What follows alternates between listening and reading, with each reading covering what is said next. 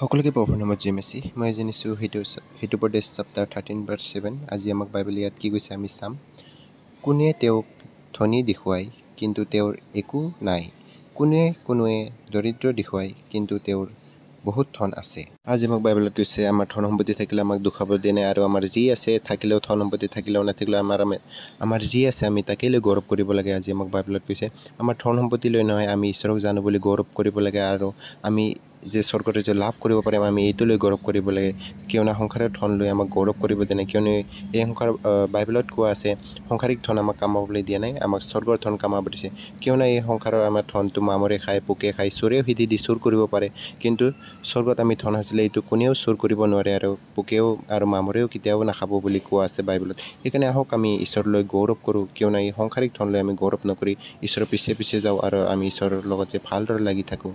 আৰু মই আনিব বিচাৰিছোঁ সেইটো উপদেশ 14:1 মই চাব বিচাৰিছোঁ।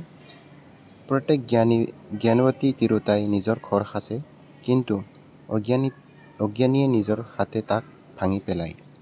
আমি বাইবেল পঢ়িলে বুজিবলৈ পাওঁ যে আমি যদি ঈশ্বৰক জানি ঈশ্বৰৰ যদি আজ্ঞামতে নচলোঁ, তেতিয়া ঠিক আমিও সেই অজ্ঞানী তিৰোতা নিচিনা, আমি ঈশ্বৰক জানিও নজনা।